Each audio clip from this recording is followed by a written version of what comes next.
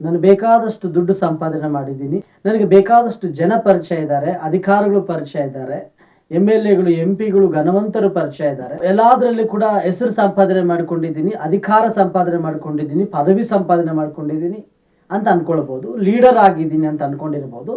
ಇದು ಯಾವುದು ನಮ್ಮ ಬಲ ಅಲ್ಲ ರೀ. ನಮ್ಮ ಬಲ ನಮ್ಮ ಒಳಗಡೆ ಕಾಣದ ರೀತಿಯಲ್ಲಿರುವಂಥ ಉಸಿರು. ಯಾವುದೇ ದೇಹ ಆಗಿರಲಿ, ಯಾವುದೇ ವ್ಯಕ್ತಿ ಆಗಿರಲಿ, ಆ ಒಂದು ಉಸಿರು ಆ ವ್ಯಕ್ತಿಯಿಂದ ಹೊರಗಡೆ ಹೋದ್ಮೇಲೆ ಆ ವ್ಯಕ್ತಿ ಬಲ ಅನ್ನುವಂಥದ್ದು ಕಾಣಲ್ಲ ರೀ. ಅಥವಾ ಜನ ಅನ್ನುವಂಥವ್ರು ಇದ್ರೂ ಕೂಡ ಅವತ್ತಿಗೆ ಆ ವ್ಯಕ್ತಿ ಮಾತು ಅಲ್ಲಿ ಮುಗಿದೋಗುತ್ತೆ. ಒಂದು ಮಾತ್ರ ಸತ್ಯ ರೀ, ಈ ಉಸಿರು ಇರೋವರೆಗೂ ಕೂಡ ನಮ್ಮ ಈ ದೇಹಕ್ಕೆ ಬೆಲೆ ಅಂದಂಗೆ ಕ್ರೈಸ್ತರಾಗಿ ನಾವು ಯೋಚನೆ ಮಾಡೋಣ. ನಮ್ಮ ಲೈಫಲ್ಲಿ ಕೂಡ ಕ್ರಿಸ್ತನಿರುವಾಗಲೇ ನಮಗೊಂದು ಬಲವಾಗಿರ್ತದೆ.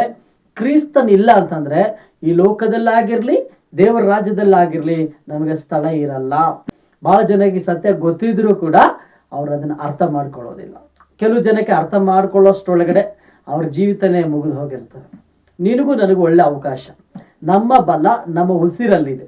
ನಮ್ಮ ಅಧಿಕಾರದಲ್ಲಿಲ್ಲ, ಹಣದಲ್ಲಿಲ್ಲ, ಆಸ್ತಿಯಲ್ಲಿಲ್ಲ, ಜನಪ್ರಭಾವಿಗಳ ಹೆಸರುಗಳಲ್ಲಿಲ್ಲ, ನಮ್ಮ ಪದವಿಗಳಲ್ಲಿ ಕೂಡ ಇಲ್ಲ. ಹಾಗಿರುವುದರಿಂದ ನಮ್ಮ ಬಲ ನಮ್ಮ ಉಸಿರಾಗಿದೆ. ಈ ಉಸಿರು ಕೊಟ್ಟಂತ ದೇವರಿಗೆ ನಾವು ಮಹಿಮಕರವಾಗಿ ಜೀವಿಸಬೇಕು. ಆವಾಗ ದೇವರು ನಮ್ಮ ಬಲವಾಗಿ ನಮಗೆ ಸಹಾಯವಾಗಿ ನಡೆಸ್ತಾನೆ.